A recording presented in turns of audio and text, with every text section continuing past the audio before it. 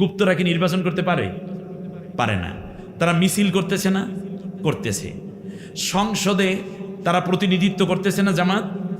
আচ্ছা, তারা মিছিল করতেছে, মিটিং করতেছে, প্রোগ্রাম করতেছে, ইফতার মাহফিল করতেছে, তারপরে বিভিন্ন জানাজায় অংশগ্রহণ করছে, তারা ভোটে অংশগ্রহণ করেছে। তারাই কোনোদিন গুপ্ত হতে পারে? নির্বাচনের পর দিনই, আমি কান খাড়া করে শোনার জন্য কথা বলছি, নির্বাচনের শপথ গ্রহণের পর জনাব তারেক জিয়া আমিরে জামাতের সাথে ডাক্তার শফিকুর রহমান সাহেবের সাথে তার বাসায় গিয়ে দেখা করছে না? তো গুপ্তই যদি বলতেন তাহলে দেখা করতে যাইতেন? গেল এক। দ্বিতীয়বারে আসেন, ইফতার মাহফিল করেছে জামাত ইসলামী, সেখানে চীন মৈত্রী সম্মেলনে জনাব প্রধানমন্ত্রী তারেক জিয়া তার দল বল সহ স্বরাষ্ট্রমন্ত্রী সহ ওই ইফতার মাহফিলে গেছে কি যায়নি? তাই গুপ্ত আপনাকে বললে তিনি যাইতেন? এগুলো বসতে গিয়ে আবার ট্যাবলেট খাওয়া লাগে, মেয়ে তো পানিও খাওয়া লাগে, এক খালি পানও খাওয়া লাগে না, দিনের মতো ঝকঝকা বর্ষা। আচ্ছা, তৃতীয় বলি, যখন আমিরে জামাত অসুস্থ হয়েছেন তখন তার বাসায় দেখা করতে যায় নাই? ব্যাস। কয়দিন আগে জনাব স্পিকারের স্ত্রী যখন ইন্তেকাল করলেন, যখন জানাজা হচ্ছিল, জনাব তারেক জিয়া প্রধানমন্ত্রী দাঁড়ানো, তার পাশে ফখরুল ইসলাম আলমগীর সাহেব দাঁড়ানো, দলের মহাসচিব, যখন আমিরে জামাত জানাজায় গেলেন, সাথে সাথে ফখরুল ইসলাম আলমগীর সাহেবকে সরাইয়া দিয়া তার ডান পাশে দাঁড় করাইয়া দিয়েছে কাকে? আমিরে জামাতকে। সুতরাং আমরা এক সুন্দর সবুজ নির্মল নিরহংকার দ্বন্দ্বমুক্ত বাংলাদেশ দেখতে চাই। সেই বাংলাদেশ দেখার স্বপ্নে সংসদের দিকে মানুষ তাকিয়ে আছে, ঠিক না? সুতরাং এখনো আজকে নাহিদ এনসিপির সভাপতি এবং তুখোর মেধাবী, জুলাই আন্দোলনের অন্যতম কারিগর, তার বক্তব্য আপনারা শুনে নিয়েন। আপনারা দেখবেন কোনো তর্ক নাই, কিন্তু এমনভাবে বলেছে যে মনে হয় যেন আগামী 100 বছর বাংলাদেশ কেমন হবে তার মাইল ফলক এবং তার দিক নির্দেশনা নাহিদ তার বক্তব্যে দিয়েছেন। আল্লাহ নাহিদকে কবুল করুন, বলেন আমিন। খুব বিনয়ী ছেলে, খুব নিকট থেকে আমি দেখেছি। আল্লাহ রাব্বুল আলামিন এই সুন্দর বাংলাদেশে কোরআনের কথা বলার উপযুক্ত পরিবেশ দান করেছেন। তাহলে আমরা একটা কথায় মোটামুটি একমত হলাম, গুপ্ত বলতে জামাত শিবিরকে বোঝানো হয় নাই, ঠিক কিনা বলেন? গুপ্ত হলে আর যাইতো না। তবে বাতেল যখন মাথা চারা দিয়ে ওঠে তখন কিছু গুপ্ত জিনিস থাকা দরকার, আর না হলে আপনি টিকতে পারবেন না। রাসূল সাল্লাল্লাহু আলাইহি ওয়াসাল্লামের গুপ্ত বিভাগ ছিল, এই বিভাগের প্রধান ছিলেন হযরত হুযায়ফা রাদিয়াল্লাহু তাআলা আনহু। সুবহানাল্লাহ বলেন। সিররুন নবী বলা হতো, রাসূল সাল্লাল্লাহু আলাইহি ওয়াসাল্লামের সমস্ত গোপন বিষয়কে তিনি টেক কেয়ার করতেন। আল্লাহু আকবার। গোপন তথ্য যা ছিল সব আনা হতো। তবুকের যুদ্ধ আজকে আলোচনার যেই বিষয়টা থাকবে, একদিকে মুসলিম বাহিনী আর একদিকে রোমান বাহিনী, যারা প্রায় 1.5 লক্ষাধিক সৈন্য নিয়ে অপেক্ষা করছে, মুসলমানদের 30,000 সৈন্য। প্রিয় বন্ধুগণ, নবম হিজরিতে যখন এই যুদ্ধ অনুষ্ঠিত হচ্ছিল তখন ওইদিকে প্রচন্ড ঝড় বাতাসে তারা লণ্ডভণ্ড, আর তার পাশেই রাসূল সাল্লাল্লাহু আলাইহি ওয়াসাল্লামের তাবু 30,000 সৈন্য নিয়ে রাসূল সাল্লাল্লাহু আলাইহি ওয়াসাল্লাম প্রায় মাসখানেক অপেক্ষা করছেন। যুদ্ধ হচ্ছে না, যুদ্ধের পরিবেশ হচ্ছে না, দুই পক্ষ শুধু অপেক্ষাই করছে। হঠাৎ করে প্রচন্ড ঝড়, রাসূল সাল্লাল্লাহু আলাইহি ওয়াসাল্লাম গভীর রাতে চাদর মুড়ি দিয়ে সাহাবীদের কাছে চলে আসলেন। সাহাবীরা ঘুমিয়ে আছে। বিশ্বনবী আবু বকর রাদিয়াল্লাহু তাআলা আনহুর মাথার কাছে দাঁড়িয়ে বললেন, কে আছে আমাকে খবরটা এনে দিবে? কে আছে আমাকে খবরটা এনে দেবে? আবু বকর রাদিয়াল্লাহু তাআলা আনহু কোনো সারা শব্দ নেই, ঘুমোচ্ছেন মরুর উত্তপ্ত বালুর মধ্যে। রাতের বেলায় যখন একটু বর্ষা হয় তখন ঘুমটা শান্ত পরিবেশে গভীর ঘুম আসে আরবের চোখে, আরাবিয়ানদের চোখে। ওমর রাদিয়াল্লাহু তাআলা আনহুর কাছে আল্লাহর নবী গেলেন, বললেন, কে আছে খবর এনে দিবে? কোনো সারা শব্দ নাই। জলিলুল কদর সব সাহাবী কোনো সারা দেন নাই। আল্লাহর নবী 6ষ্ঠ বারে গিয়ে হাজির হলেন হযরতে হুযায়ফা রাদিয়াল্লাহু তাআলা আনহুর পাশে। জিজ্ঞেস করলেন, কে আছে আমাকে খবরটা এনে দিবে। হযরতে হুযায়ফা দাঁড়িয়ে গেলেন, সালাম দিয়ে বললেন, ইয়া রাসূলুল্লাহ, আমাকে বলুন কি করতে হবে। আল্লাহর নবী বললেন, হুযায়ফা, ওই তাবুতে কি হয়েছে, তুমি কি আমাকে খবরটা এনে দিতে পারবে? সুবহানাল্লাহ। হুযায়ফা রাদিয়াল্লাহু তাআলা আনহু আল্লাহর রাসূলকে বলল, ইয়া রাসূলুল্লাহ, আপনি আমাকে দোয়া করে দিন। আল্লাহর নবী দোয়া করলেন, আল্লাহুম্মা ইশরাহ সাদরাহু, আল্লাহ তাআলা তুমি তার বুকটাকে প্রশস্ত করে দাও। রাসূল সাল্লাল্লাহু আলাইহি ওয়াসাল্লাম বুকের মধ্যে হাত রেখে দোয়া করলেন। হুযায়ফা চলে গেলেন। হুযায়ফা রাদিয়াল্লাহু তাআলা আনহু ওখানে গিয়ে গভীর রাত তাদের উপরে যে ভীতি কাজ করেছে, ঝড়ঝাপটা কাজ করেছে, সব মিলে হুযায়ফা রাদিয়াল্লাহু তাআলা আনহু দেখতে পেলেন এই বিভিন্ন ইভেন্টে, বিভিন্ন ইউনিটে যেই সর্দারেরা আছে, যেই সেনারা আছে, যেই কমান্ডারেরা আছে, তাদেরকে ডাকা হয়েছে। ডেকে মিটিং করতেছে। হিরাক্লিয়াস নিজেই এই যুদ্ধের নেতৃত্ব দিচ্ছিল। হিরাক্লিয়াস জিজ্ঞেস করলো, আমার মনে হচ্ছে এই জায়গায় কে যেন আছে, মুহাম্মাদের কেউ হয়তো থাকতে পারে। আল্লাহু আকবার। কিন্তু হুযায়ফা তো ছদ্মবেশে হাজির।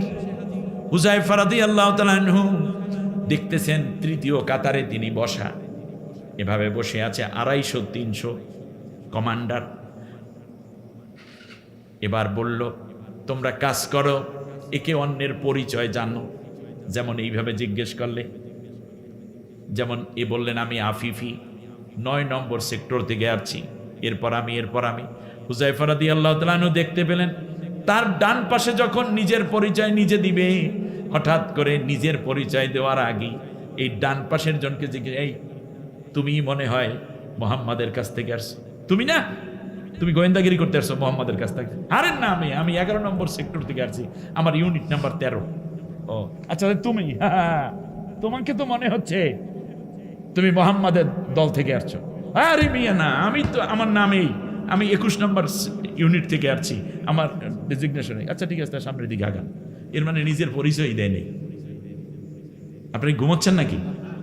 নিজের পরিচয়ই দিলেন না। এবার বলতেছে, শোনো, এখানে আর থাকা যাবে না, চলে যেতে হবে রাতের মধ্যেই। মুহাম্মাদের 30,000 বাহিনী এর আগে মুতার যুদ্ধে মাত্র 3,000 সৈন্য নিয়ে যায়েদ বিন হারেছা, জাফর বিন আবু তালিব, আব্দুল্লাহ বিন রাওয়াহা যখন শহীদ হয়ে গেছে, তারপর খালিদ বিন ওলীদের নেতৃত্বে যেই লড়াই হয়েছে, সেখানে আমরা যেই মাইর খেয়েছিলাম, সেই মাইরের কথা ভুলে গেছে। এখন 30,000 আসছে, দাঁড়ানোরও কোনো সুযোগ নাই। এই রাতের মধ্যে গাঠি গোল কইরা দৌড়াও। আল্লাহু আকবার। হুযায়ফা রাদিয়াল্লাহু তাআলা আনহু এই কথা শুনতে শুনতে আগেই বের হয়ে সবচেয়ে দামি ঘোড়া যেটা ছিল, ঘোড়ার পিঠের উপর সওয়ার হয়ে বলেন, ঘোড়া, আমি মুহাম্মদুর রাসূলুল্লাহর সাহাবী, এক দৌড়ে মুহাম্মদুর রাসূলুল্লাহর কাছে আমাকে নিয়ে চল, নবী আমার জন্য অপেক্ষা করছে। সুবহানাল্লাহ। হুযায়ফাকে নিয়ে ঘোড়া দৌড়। হযরতে রাসূল সাল্লাল্লাহু আলাইহি ওয়াসাল্লাম বাইরে দাঁড়িয়ে আছেন চাদর মুড়ি দিয়ে হুযায়ফার অপেক্ষায়। হযরতে রাসূল সাল্লাল্লাহু আলাইহি ওয়াসাল্লাম বললেন, তোমার কি ভয় পেয়েছিলা? বলছে, রাসূল, একটা ভয় ছিল, কিন্তু আপনি দোয়া করে দিয়েছেন না, আমার কোনো ভয় করে নেই। বলে, তারপর ঘটনা বলো। বলছে, রাসূল, ভিতরে যাই আগে।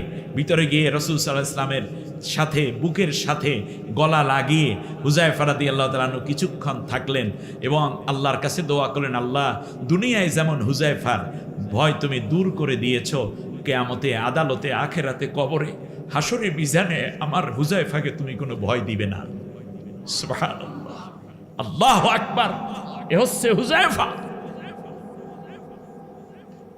গোপন বিভাগের দায়িত্বশীল। আজকে সাদিক কায়েম, এরপর কে কে জানো, ফরহাদ, এরা যদি কিছুটা এভাবে না থাকতো, তাহলে এক এক করে সবাইকেই ওরা হত্যা করতো, আমার এই রত্নগুলো হারিয়ে ফেলতাম, ঠিক কিনা বলেন? সুতরাং তাদের ঈমান তো হারায়নি তারা। অতএব গুপ্ত বলতে, এখন যারা নির্বাচনে যেতে পারে নাই, এখন লুকাইয়া লুকাইয়া থাকে, তারাই তো গুপ্ত, ঠিক কিনা বলেন? এই গুপ্ত দ্বারা মূলত স্বৈর শাসক যারা পালাইয়া গেছে আর দেশে যারা আছে এদেরকে বোঝানো হচ্ছে, জামাত শিবিরকে নয়। ঠিক না? মুসা আলাইহিস সালামকে আল্লাহ রাব্বুল আলামিনের ফিরাউনের ঘরে গুপ্তই রেখেছিলেন। কথা বলেন না কেন আপনারা? হযরত ইব্রাহিম আলাইহিস সালামকে পুরো 7 বছর আল্লাহ রাব্বুল আলামিন পাহাড়ের গর্তের মধ্যে লুকাইয়েই গুপ্তই রেখেছিলেন। তার কারণ সূর্য ওঠার আগে সুবে কাজেব থাকে, তাই বলে সূর্য মরে যায় না। সুবে সাদেক আসার সাথে সাথে সূর্য মাথা উঁচু করে বিশ্বকে আলোড়িত করে। ঠিক না? আল্লাহ রাব্বুল আলামিন কবুল করুন, বলেন আমিন। আজ সমাপনী বক্তব্য শুনলাম সংসদের, কলিজা ভরে গেছে। আগামী দিন ইনশাআল্লাহ কোরআন বিজয়ের দিন আসবে এবং বাংলাদেশের মানুষের সুদিন আসতেছে। যারাই এটা নস্যাৎ করতে চায় মনে করতে হবে তারা স্বৈর শাসকের দালাল, মনে রাখতে হবে তারা বাংলাদেশ বিরোধী এবং রাম বামদের দালালি করে বাংলাদেশে। তবে গুপ্ত শব্দ নিয়ে এক গুপ্ত তো মরে গেল, সুরঞ্জন সেন গুপ্ত। ঠিক না বলেন? এই গুপ্ত গোষ্ঠী তো মরে গেছে, অতএব গুপ্তের চালে আমরা আর পা দেব না। এই গুপ্ত বলতে আপনাদেরকে বোঝায় না এই জামাত শিবির, ওই চিন্তা আপনি কইরেন না। এবং আশা করি আল্লাহ তাআলা বলছেন কিতাবুম মুবিন, মানে স্পষ্ট কিতাব। ঠিক না? অতএব ইসলামী আন্দোলন স্পষ্ট, ইসলাম স্পষ্ট, কোরআন স্পষ্ট, হাদিস স্পষ্ট। এখানে কোনো গোপন বলতে কিছু নাই, যা আছে সব প্রকাশ করে দিতে হবে। সেই প্রকাশ এর ভঙ্গি এবং চিন্তা করে আজকে আমি আপনাদের উদ্দেশ্যে কিছু কথা বলতে চাই। আল্লাহ তাআলা আমাদেরকে কবুল করুন বলি আমি। পর্দার আড়ালে সম্মানিতা মা বোন রয়েছেন, অন্য ধর্মাবলম্বী ভাই বোনদেরকে আন্তরিক মোবারকবাদ জানিয়ে আজ আমি আপনাদের উদ্দেশ্যে বাংলাদেশের যেই মহামারী,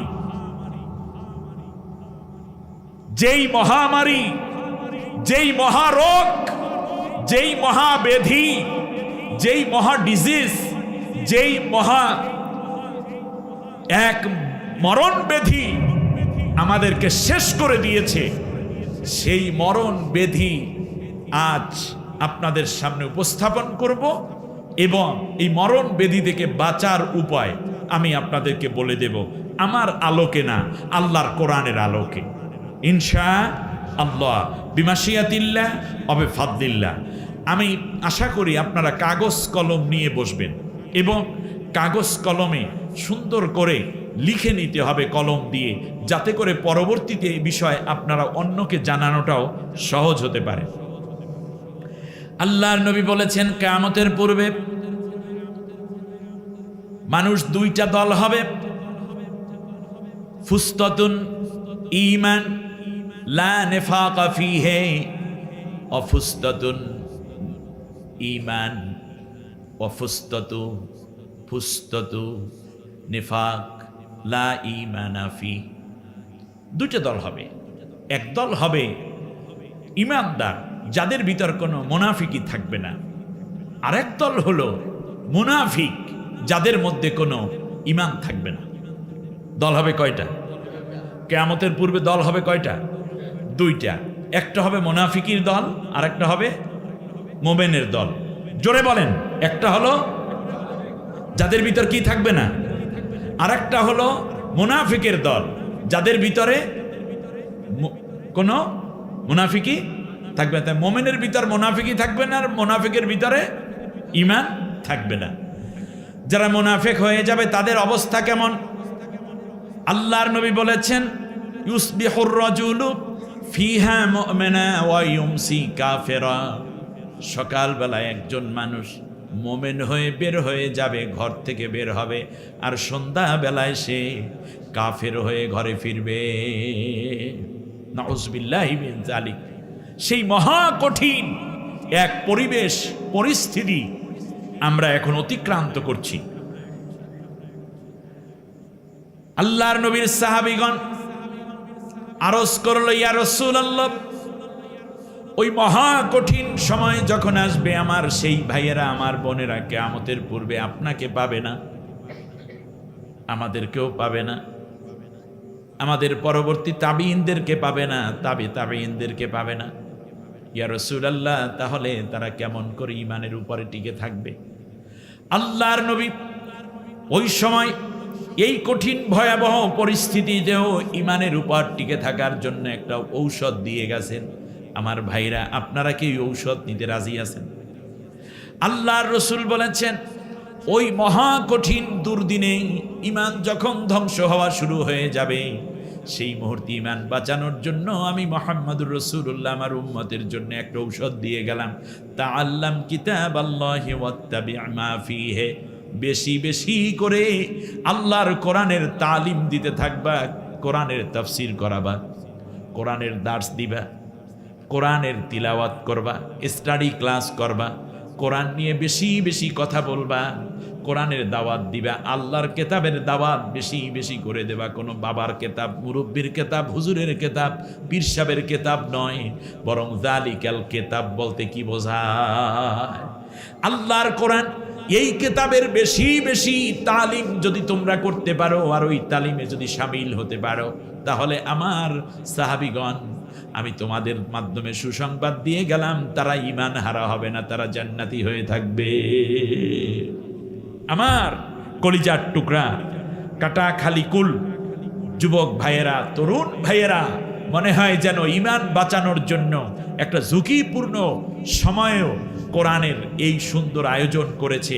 আজকের হৃদয়ের গহীন থেকে, অন্তরের অন্তঃস্থল থেকে আমার এই কলিজার টুকরা ভাইদের জন্য দোয়া থাকলেন। আপনাদেরই সন্তান, আপনাদেরই নাতি, আপনাদেরই ভাতিজা, আপনাদের কারো ভাই, আপনাদের কারো ভাইগনা, কারো বা জামাই, এরকম দোয়া করি যেই সমাজে এইরকম যুবক আছে, তরুণ আছে, যারা আল্লাহর কোরআনের বাগান সাজায়, দোয়া করি আল্লাহ ওদের জীবনটা আল্লাহর রহমত দিয়ে সাজাইয়া দিন, বলেন আমিন। প্রিয় বন্ধুগণ, দুই দল হবে মুসলমানদের মধ্যে। এক দল হবে মুমিন, তাদের ভিতর কোনো মুনাফিকি থাকবে না। এই ফ্যানটা বন্ধ করে দেন, আর আপনার লাগলে ঘুরে। আর এক দল হবে মুনাফিক, যাদের ভিতরে ঈমান মোটেও থাকবে না। এখন আমি আপনাদের কাছে জানতে চাই, আপনারা কোন দলে থাকতে চান? মুনাফিকের দলে না মুমিনের দলে? কে কে থাকতে চান? একটু হাত উঁচু করে, দুই হাত আসমানের দিকে, নিজের আকাঙ্ক্ষার কথাটা আল্লাহকে বলেন। আপনারা সবাই কোন দলে থাকতে চান? সবাই বলেন কোন দলে? মুমিনের দলে। সবাই বলেন, আল্লাহ আমাদেরকে মুনাফি থেকে হেফাজত করো, মুমিনের দলে শামিল থাকার তৌফিক দাও, বলেন আমিন আমিন ইয়া রাব্বাল আলামিন। এমন এক ফিতনা এটা, যেটার নাম হচ্ছে দুহাইমা। এই ফিতনা পীরকেও ধরবে, বক্তাকেও ধরবে, ইমামকেও ধরবে, তবলিগের মুরব্বীরেও ছাড়বে না, হাফেজ সাহেবকেও পাবে, রাজনৈতিক দলের নেতৃবৃন্দকেও পাবে, রিক্সাওয়ালাকেও পাবে, শিল্পপতিকেও পাবে, কিন্তু ঘায়েল করবে মুনাফিকদেরকে। আর আল্লাহ রাব্বুল আলামিন বাঁচাইয়া দিবেন কোরআনের বরকতে, বলেন আলহামদুলিল্লাহ। এজন্য আল্লাহর নবী বলেছেন, মান ক্বালা বিহি সাদাকা, যে ব্যক্তি কোরআন দিয়ে কথা বলে সেই মানুষটা সত্য কথা বলে। যেই পীর কোরআন দিয়ে আপনাকে ডাকে, মনে রাখবেন ওই পীর হক। যেই মুরব্বী দুনিয়ার অন্য কোনো কেতাবের তালিম দেয় না, কোরআনের তালিম দেয়, ওই মুরব্বী হক। যেই বক্তা বাজে কথা বলে না, কোরআন দিয়ে কথা বলে, ওই বক্তা হক। যেই ইমাম সাহেব কোরআন দিয়ে কথা বলে, যেই খতিব সাহেব বক্তব্য দেন কোরআন দিয়ে, ওই বক্তা হক। যেই নেতা আল্লাহর কোরআনের দিকে ডাকে, ওই ব্যক্তি সত্য বলে, ওই নেতা সত্য বলে। আমান হাকামা বিহি আদালাত, আর যেই ব্যক্তি কোরআন দিয়ে বিচার করে সেই ব্যক্তি ন্যায় বিচার করে। আমাদের দেশে কি কোরআন দিয়ে বিচার হয়? যদি কোরআন দিয়ে বিচার হইতো, আমাদের ওসমান হাদির বিচারে এত সময় লাগতো না, বহুত আগেই খুনির ফাঁসি হয়ে যেত, ঠিক কিনা? আবু সাইদের বিচার, হত্যার বিচার আজও হলো না, মুগ্ধের হত্যার বিচার এখনো হলো না। কত জীবন, কত রক্ত ঝরে যায়, এখনো পর্যন্ত বিচার হয় না। আল কতলু বিল কতলে, যে হত্যা করবে তারে হত্যা করে ফেলো, এই রায়টা যদি আজকে সংসদে পাশ হয়ে যেত, আগামীকাল থেকে হত্যা বন্ধ হয়ে যেত, ঠিক কিনা? আমার বন্ধুগণ, কোরআন দিয়ে যে বিচার করে সে ন্যায় বিচার করে। ওমান আমেলা বিহি উজরা, যেই ব্যক্তি কোরআন দিয়ে আমল করে ওই ব্যক্তির জন্য আল্লাহর কাছে আছে পুরস্কার। হুজুরের লেখা কিতাব অনুযায়ী না আল্লাহর কিতাব অনুযায়ী? আল্লাহর কিতাব অনুযায়ী যদি আমল করেন তাহলে আপনার পুরস্কার আছে, আর না হলে নাই। ওমান দাআ ইলাইহি হাদা, যেই ব্যক্তি মানুষকে কোরআনের দিকে ডাকে, ওই কোরআনের দিকে ডাকার বরকতে যারা বলে আসো কোরআন পড়ি, কোরআন বুঝি, কোরআন দিয়া জীবন গড়ি, সমাজ গড়ি, রাষ্ট্র গড়ি, একদল মানুষ এরকম আছে না নেই? ইউনিভার্সিটিতে শার্ট প্যান্ট পরে ছাত্রটা 5 ওয়াক্ত নামাজ পড়ে। আহারে স্বৈর শাসকরা এমন করেছিল, নামাজি দেখলেই বলতে ছাত্র শিবির মেরে ফেলো, হত্যা করো। ছাত্র শিবিরকে মারলে যেন কোনো বিচার হয় না, এইরকম একটা অবস্থায় চলে গেছে। ওরা যেন মানুষই না। ওরা মানুষকে কোরআনের দিকে ডাকে, ওরা নিজেরা তাহাজ্জুদে চোখের পানি ছেড়ে যায় নামাজে মুসাল্লা ভেজায়, আর দিনের বেলা আল্লাহর কোরআনের দাওয়াত নিয়ে অন্য ছাত্র ভাইদের কাছে মেহনতে লিপ্ত হয়ে যায়। তাদের স্বপ্ন একটাই, আল্লাহর কোরআনের বিজয় পতাকা উড্ডীন করা, ঠিক কিনা বলে? আল্লাহ ওদের হেফাজত করুন। বাংলাদেশের জন্য ছাত্র সংগঠনের বড় এক নেয়ামত ইসলামী ছাত্র শিবির। ওদেরকে পরাজিত কইরেন না, ওদেরকে মাইরেন না, ওদেরকে অত্যাচার কইরেন না ওদের উপরে। তার কারণ ওরা একদিকে যেমন নরম, অপর দিকে আল্লাহর দ্বীন প্রতিষ্ঠার ব্যাপারে একেবারেই সীসা ডালা প্রাচীর, ধাক্কা দিলে পড়ে যায় না, ঠিক না? বহু চেষ্টা করেছে ইসলামী ছাত্র শিবিরের উপরে, জামাত ইসলামের উপরে, বিএনপির উপরেও এত নির্যাতন হয়েছে। স্বৈর শাসক শেখ হাসিনা যে অত্যাচার করেছে, এর চেয়ে বেশি অত্যাচার তো আর মনে হয় বাংলাদেশে অন্য কেউ করতে পারবে না, ঠিক কিনা বলেন? ওরাই কিছু করতে পারে নাই, আপনারা 2-3টা কিল দিয়ে কি করবেন? যত বেশি রক্ত ঝরবে ওদের, তত বেশি কোরআনের পতাকা উড্ডীন করা সহজ হবে। আপনারা কি চান না বাংলাদেশে কোরআনের পতাকা উড্ডীন হোক? কে কে চান? 2টা হাত উঁচু করেন। লিল্লাহে তাকবীর, নারায়ে তাকবীর।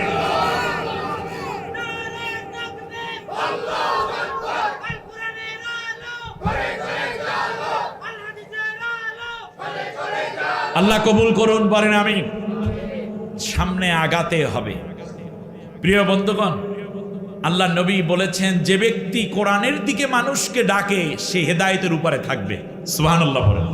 কারণ ওই ডাকের কারণে তার আমল ভালো হয়ে যাবে। অহুদিয়া ইলা সিরাতিম মুস্তাকিম। আর যারা বলবে যে ভাই তুমি কোরআনের দিকে আমাকে ডেকেছো, আমি দল মত বুঝি না, আমি তোমার সাথে আছি, ওই মানুষটাকে আল্লাহ সিরাতাম মুস্তাকিম, সঠিক সরল পথ আল্লাহ তাকে দেখাই দিবে। সুবহানাল্লাহ। আপনারা সঠিক পথ চান না? সিরাতাল মুস্তাকিম চান? দৈনিক 5 বার কমপক্ষে, শুধু যদি ফরজ নামাজটুকু পড়ি, তারপরেও কমপক্ষে 17 বার আল্লাহর কাছে বলি ইহদিনাস সিরাতাল মুস্তাকিম, ইহদিনাস সিরাতাল মুস্তাকিম, বলি কিনা? সূরা ফাতিহার মধ্যে এতবার সিরাতাল মুস্তাকিম চাইলাম, আমার নবী বললেন যদি কোরআনের সাথীদের সঙ্গী হয়ে যাও তাহলে আল্লাহ রব্বুল আলামিন তোমাকে সিরাতাল মুস্তাকিম নসিব করে দিবেন। ইয়াহদি মাইয়াশাউ ইলা সিরাতিম মুস্তাকিম। আল্লাহ তাআলা বললেন যারা সিরাতাল মুস্তাকিম চায় এই কোরআন তাদেরকে সেই সিরাতাল মুস্তাকিম দিয়ে দিবে।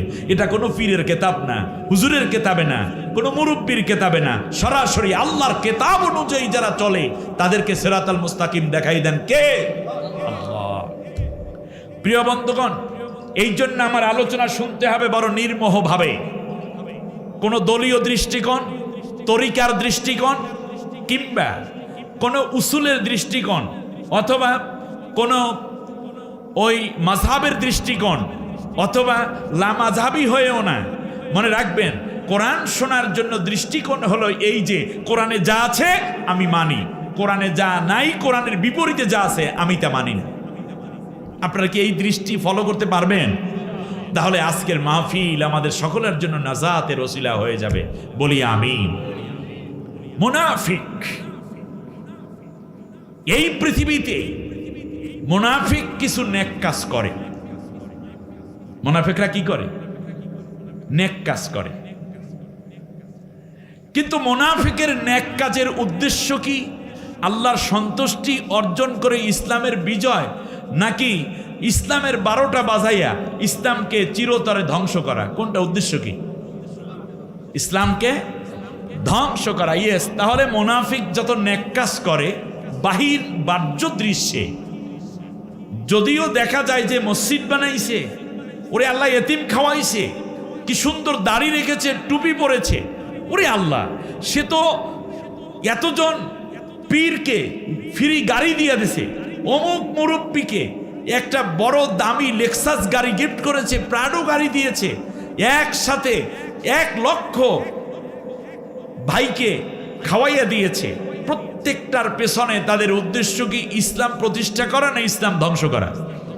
জোরে বলেন, ইসলাম ধ্বংস করা।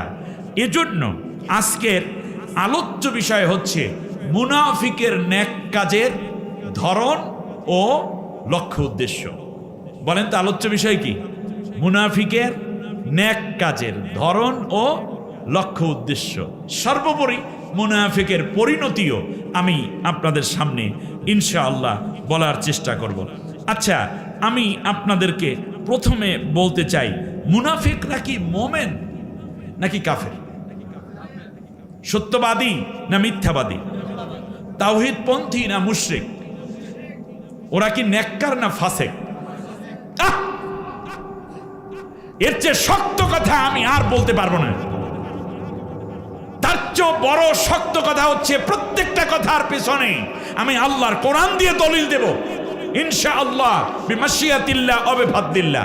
আমি আপনাদের কাছে প্রশ্ন করেছি, মুনাফিকরা মুমিন না কাফের? বাস, তাহলে বোঝা যায় মুনাফিকের মুখে দাঁড়িয়ে আছে না নাই? পরনে জামা থাকে কি থাকে না? মাথায় টুপি থাকে কি থাকে না? তারা নামাজ পড়ে কি পড়ে না? পড়ে। তারা কি জিকির করে কি করে না? করে। তারা কি রোজা রাখে কি রাখে না? রাখে। ইফতার করে কি করে না? যাকাত দেয় কি দেয় না? দেয়। তাহলে নামাজও পড়ে। ভালো করে বুঝুন, নামাজ পড়ে, রোজা রাখে, যাকাত দেয়, এরপরে ইফতার করে, সাহারি করে, এমনকি তার মেয়ে, তার স্ত্রী, তার পুত্রবধূ এরা পর্দাও করে। আপনারা দেখবেন বাড়ির সামনে হয়তোবা সুন্দর করে ওয়ালও করা আছে, কোরআনও তিলাওয়াত করে, তাহাজ্জুদও পড়ে, কিন্তু কোরআনের ভাষায় তাদেরকে বলা হয়েছে ফাসেক। তাদেরকে নেককার বলা হয়নি, বলা হয়েছে গুনাহগার। ফাসেক মানে কি? গুনাহগার। কে বলছেন কথাটা? আল্লাহ। তাদেরকে বলা হয়েছে কাফের, তাদেরকে বলা হয়েছে মিথ্যাবাদী, তাদেরকে বলা হয়েছে মুশরিক, তাদেরকে বলা হয়েছে জাহান্নামী। কয়টা শব্দ বলেছি? আমার দিকে তাকাইতে ভালো করে। কয়টা শব্দ বলেছি? 5টা। 1 নম্বরে বলে ফাসেক, দ্বিতীয় বলেছি কাফের, তৃতীয় বলেছি জালিমস, ইয়েস জালেমো, জালিম। এরপর তারা হচ্ছে মুশরিক, তাদেরকে বলা হয়েছে জাহান্নামী। এবার আয়াত লন। আল্লাহ রাব্বুল আলামিন বলেন, শোনো,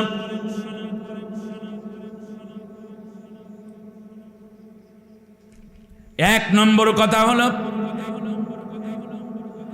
ইন্নাল্লাহা জামিউল মুনাফিকিনা ওয়াল কাফিরিনা ফি জাহান্নাম জামিআ।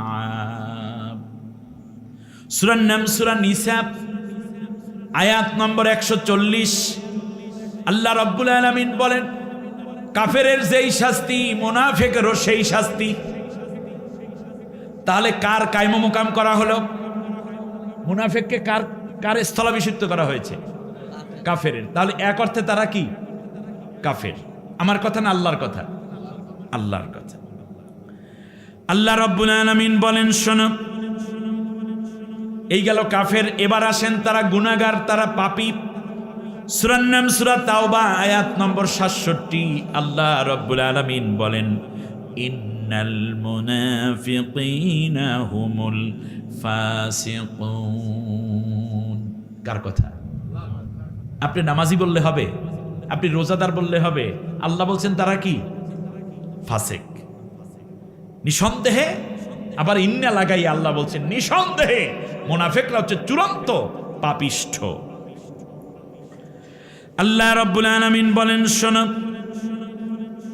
শুধু এটাই নয়, আমি আল্লাহ ওয়াদা করছি, ওয়া'আদাল্লাহুল মুনাফিকিনা ওয়াল মুনাফিকাতি ওয়াল কুফফারা নার জাহান্নাম খালিদিনা ফিহা হিয়া হাসবুহুম ওয়া লা'আনাহুমুল্লাহু ওয়া লাহুম আযাবুম মুকিম। এখানে আল্লাহ রাব্বুল আলামিন বলেন, মুনাফিক নারী এবং পুরুষ আর কাফের যারা আছে সবগুলোকে আমি আল্লাহ জাহান্নামের মধ্যে পাঠাবো, যা অনন্তকাল তারা ওই জাহান্নামেই থাকবে। মনে রাখবা, তাদের জন্য রয়েছে চিরস্থায়ী শাস্তি। কার কথা? আল্লাহর কথা। আল্লাহ রাব্বুল আলামিন প্রথমে বললেন কাফের, পরে বললেন কাফেরের সাথেই জাহান্নামে যাবে, এরপর বললেন আবার স্থায়ী চিরস্থায়ীভাবে তারা জাহান্নামে যাবে কাফেরদের সাথে। অপরদিকে আল্লাহ রাব্বুল আলামিন বলছেন মুনাফিকরা হইল ফাসিক। এইবার আল্লাহ রাব্বুল আলামিন বলছেন মুনাফিকরা ইমানের ব্যাপারে মিথ্যাবাদী। আসলে ওরা খাঁটি ইমানদার না, বেজাল্লা মিথ্যাবাদী ইমানদার। আল্লাহু ইয়াশহাদু ইন্নাল মুনাফিকিনা লাকাযিবুন। সূরার নাম সূরা মুনাফিকুন, আয়াত নম্বর 1, 63 নম্বর সূরা। আল্লাহ রাব্বুল আলামিন বলেন, আমি আল্লাহ সাক্ষ্য দিচ্ছি মুনাফিকরা চূড়ান্ত মিথ্যাবাদী, ওরা কোনোদিন সত্য বলে না। তাহলে কয়টা কোয়ালিটি গেল? 3টে। একটা হলো কাফের, আর একটা হলো ফাসিক, আর একটা কি? মিথ্যাবাদী। আল্লাহ রাব্বুল আলামিন আবার বলছেন, শোনো, শুধু এটাই নয়, ও দুনিয়ার মানুষেরা, আমি আল্লাহ রাব্বুল আলামিন বলছি, শোনো, মুনাফিকরা হলো মুশরিকদের চরিত্রে চরিত্রবান। বলেন নাউজুবিল্লাহ। আল্লাহ রাব্বুল আলামিন বলেন, শোনো, ইয়া আইয়ুহাল্লাযীনা আমানু ইন্নামাল মুশরিকুনা নাজাসুন ফালা ইয়াকরাবুল মাসজিদাল হারাম বা'দা আমিহিম হাদা। মনে রাখবেন, মুশরিকরা হচ্ছে নাপাক, মুশরিকরা হচ্ছে অপবিত্র, মুশরিকরা হচ্ছে নাপাকি। কি বলতেছেন? কাদেরকে? মুশরিকদেরকে। মুশরিকেরা হইল কি? নাপাক। এবার আল্লাহ রাব্বুল আলামিন মুশরিকদের সাথে মুনাফিকদের একটা সম্পর্ক বানাইয়া আমাদেরকে সতর্ক করছেন। মনে রাখবে, মুশরিকদের চরিত্র আর মুনাফিকদের চরিত্র কিন্তু একই রকম। সুতরাং মসজিদের দায়িত্ব, মসজিদে হারামের দায়িত্ব, যেমন বাইতুল্লাহর দায়িত্ব মুশরিকরা পাবে না, দুনিয়ার কোনো মসজিদের কমিটির দায়িত্ব কোনো মুনাফিকরাও পাবে না, মুশরিকেরাও পাবে না। বলেন আল্লাহু আকবার। এজন্য আল্লাহ রাব্বুল আলামিন বলেন, শোনো, ওয়ায়ুআযযিবাল মুনাফিকিনা ওয়াল মুনাফিকাতি ওয়াল মুশরিকিনা ওয়াল মুশরিকাত। আল্লাহু আকবার।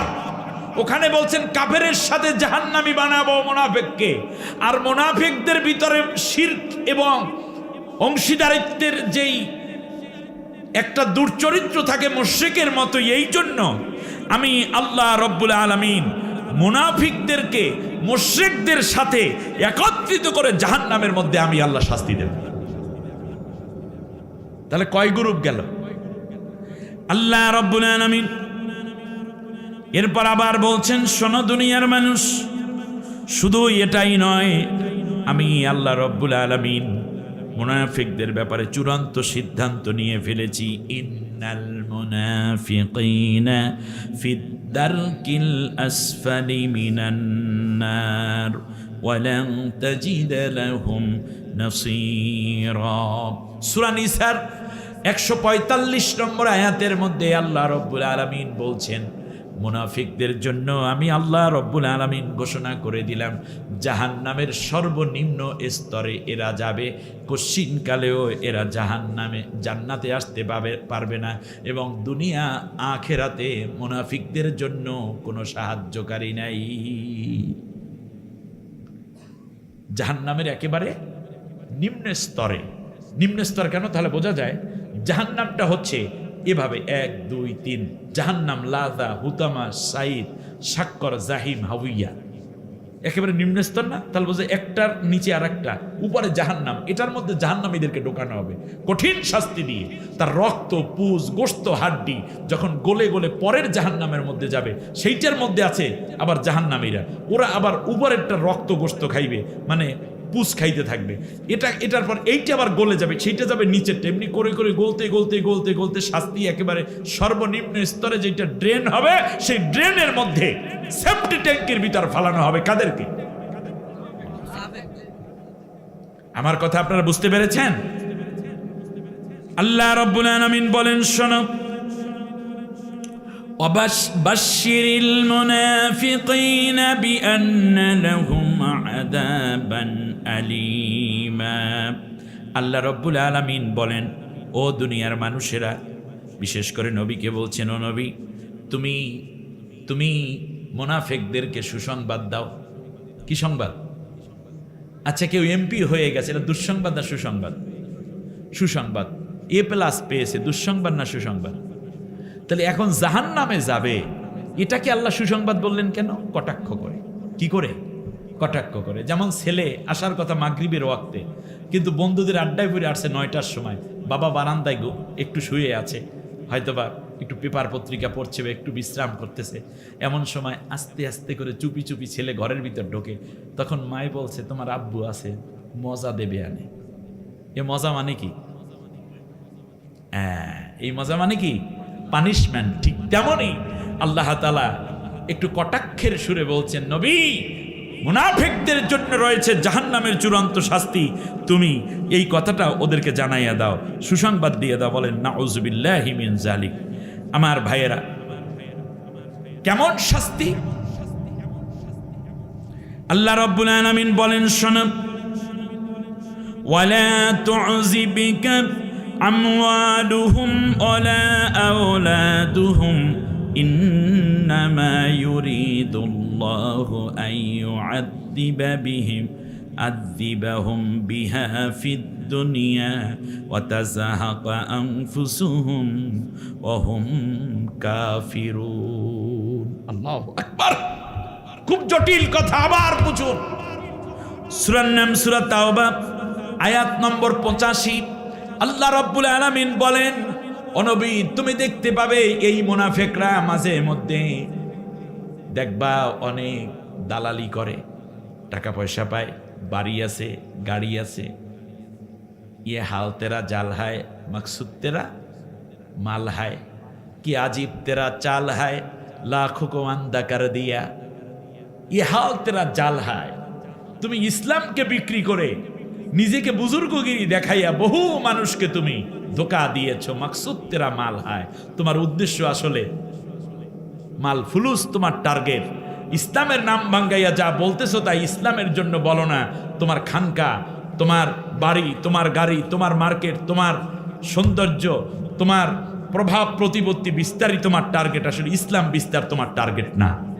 কি আজীব তেরা চাল হয়, কি আজীব তোমার এই ঢং ভঙ্গি।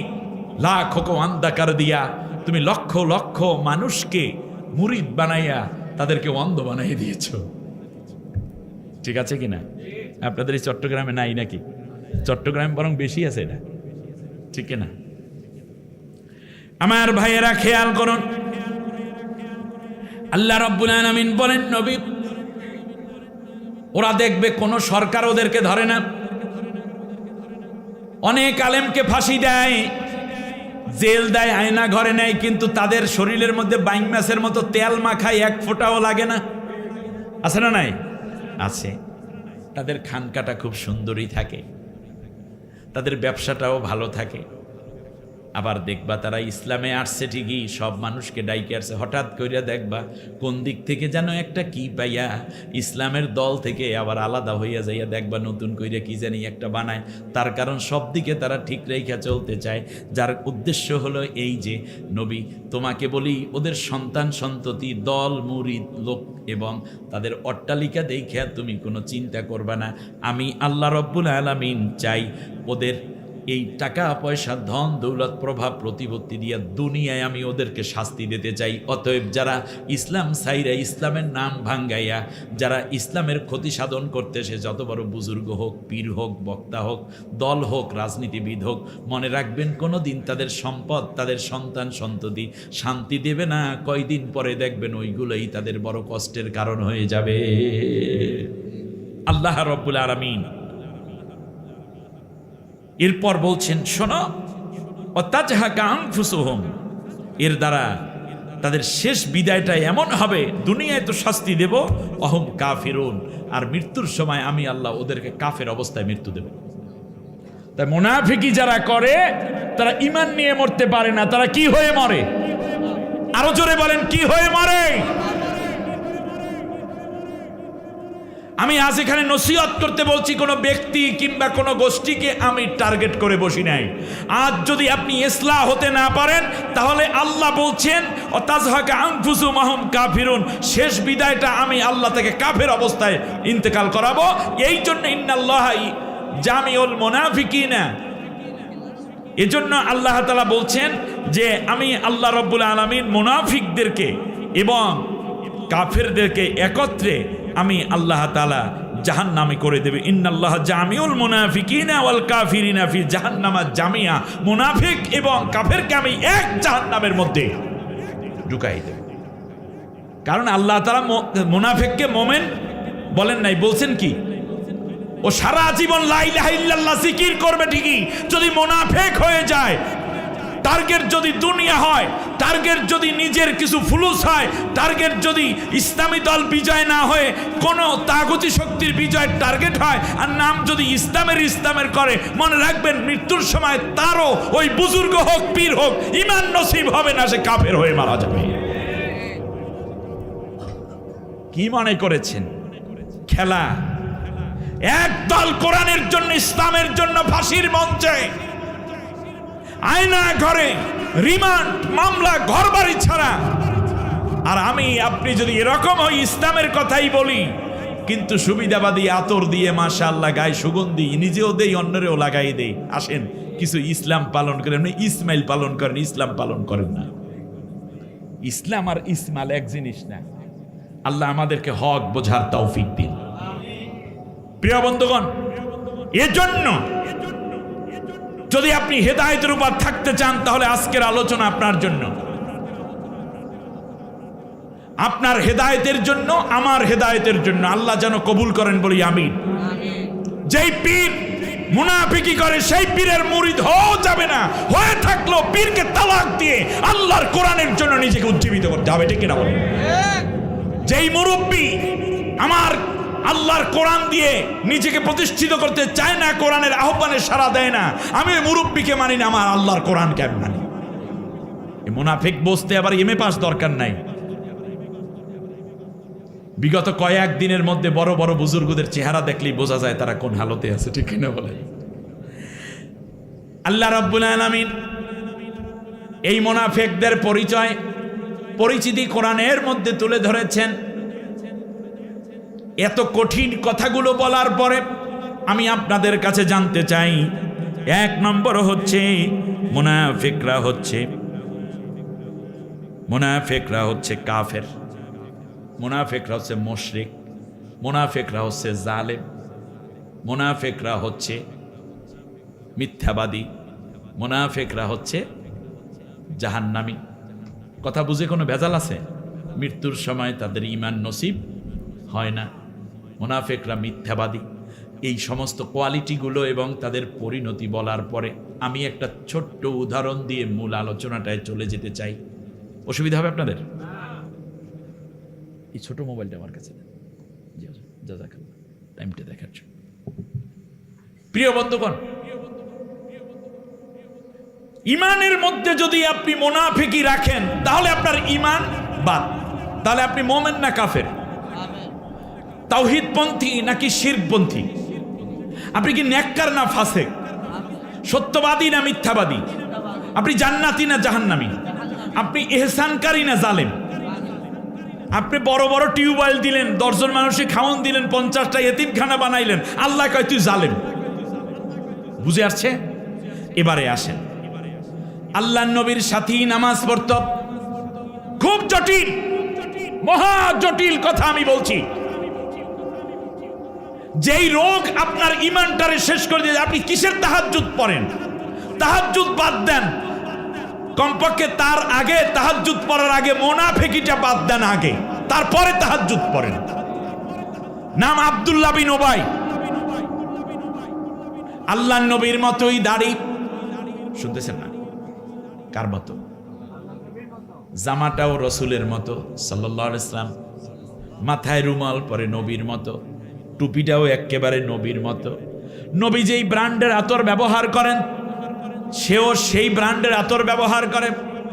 ডিলাকুলুক আছে, সবসময় অজুর সহিত থাকাও আছে, মিসাওয়াক আছে, সুরমা আছে, খুরমা খাওয়া আছে, দুধের মধ্যে খুরমা খেজুর দিয়ে নবীজি ভিজিয়ে খেতেন, গরম দুধে কিছুক্ষণ সিদ্ধ হওয়ার পরে নবী খেজুর দুধ খাইতেন, এটাও আছে।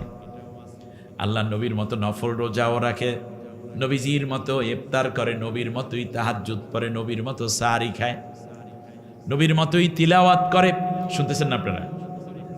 আল্লাহর নবী সাল্লাল্লাহু আলাইহি ওয়াসাল্লাম যেখানে মুসাল্লা বিছায়া ইমামতির জায়গায় নামাজ পড়েন, তার বরাবর পিছনে সে দাঁড়ায়।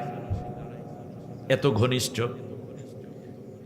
সমাবেশের মধ্যে আল্লাহ রসুল সাল্লাল্লাহু আলাইহি ওয়াসাল্লামের পাশেই বসতো এই লোকটা, মাঝে মাঝে কানে মুখে নবীজির সাথে কথা বলতো। এর দ্বারা সমস্ত সাহাবীদেরকে বুঝাইয়া দিত আমি নবীর খুব ঘনিষ্ঠ। প্রধানমন্ত্রীর কানের কাছে গিয়ে যদি কথা বলে, তাহলে বলেন তো দেখি সে কি দূরের মানুষটা? অতি ঘনিষ্ঠ, অতি ঘনিষ্ঠ। আমার বন্ধুগণ, এই ব্যক্তি মারা যাবে, মৃত্যুকাল উপস্থিত।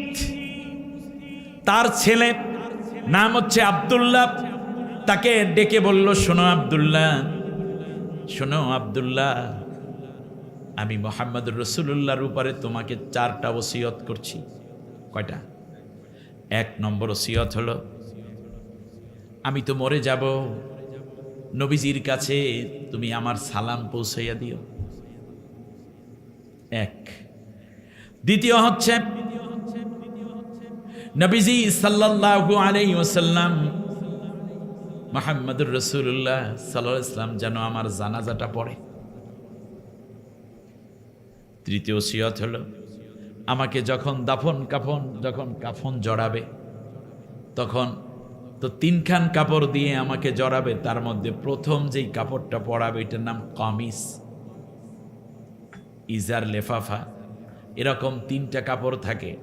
মনে রাখবা, আমার শরীরের সাথে প্রথম যেই জামাটা জড়াবে এটা দুনিয়ার কোনো কাপড় না, দুনিয়ার কোনো জামা না, বরং নবীজি সাল্লাল্লাহু আলাইহি ওয়াসাল্লামকে বলবা নবীজি যেন তার গায়ের একটা জামা আমাকে দেন, যেই জামাটা পরে আমি আল্লাহর কাছে যেতে চাই। নিয়তে কোনো ঘাটতি আছে? খুব মুখলেস মানুষ, কার জামা গায়ে পড়বে? এরা চায়, এই মুনাফিকরা চায় জাহান্নাম থেকেও বাঁচতে, কিন্তু ইসলামের 12টা বাজাইতেছে, ইসলামের পক্ষে কাজ করতে চায় না, কিন্তু এইরকম ধোকাবাজি করে অমুক হুজুরে জায়নামাজ দিয়েছে, অমুক পীর সাহেব আমাকে একটা আংটি দিয়েছে, অমুক মুরব্বী বিদেশি মেহমান আমাকে একটা আতর দিয়েছে, মনে হয় যেন বুজুর্গানের দিন হয়ে গেছে, বেটা ভণ্ড। অমুক পীর সাহেব 1 প্লেটে আমারে খাওয়াইছে, মনে হয় যেন উনি 7 আসমানের উপরে উঠে গেছে। পীর সাহেবের গোসল করা পানি, সাভারে আমি যখন থাকতাম সেখানে এমন এক পীর যে প্রতি বছর গোসল করে একদিন, ভাদ্র মাসের পূর্ণিমায়, ভাদ্রের পূর্ণিমার রাতে সে গোসল করে, 1 বছরে 1 বার গোসল করে। তোর যেন তেন কিছু দিয়ে গোসল করেন, দুধ দিয়ে গোসল করেন।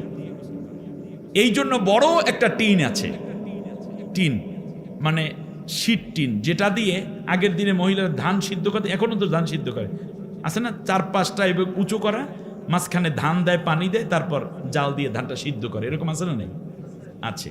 ঠিক ওই রকম করা, এটা অনেক বড় সাইজের, স্পেশাল। এইটার মধ্যে পীর সাহেব বসেন আসন করে, মুরিদরা আইসা তার মাথায় দুধ ঢালবে। দুধ ঢেলে ঢেলে নারী পুরুষ সমানে ঢোল তবলা বাজাবে, গান গাইবে। আর একদল মুরিদরা এই কেউ দুধ ঢালবে, কেউ মাথা ডলবে, শরীর ডইলে টইলে সাফ করে দিবে। এক পর্যায়ে পীর সাহেব এখান থেকে তার কোলে, মুরিদের কোলে বৈশা তারপর চলে যান তার অন্দর মহলে। আর এই দুধ মুরিদেরা আবার ভাগ কইরা কইরা বোতল ভইরা ভইরা নিয়ে যায়। 1 বছর তারা ফ্রিজে রাইকা রাইকা খায়। আর এইটা খাইলে নাকি রোগ ব্যাধি ভালো হয়। আমার প্রশ্ন, এটা খাইলে রোগ ব্যাধি ভালো হয় না কলেরা হয়? এটা দেখো নাকি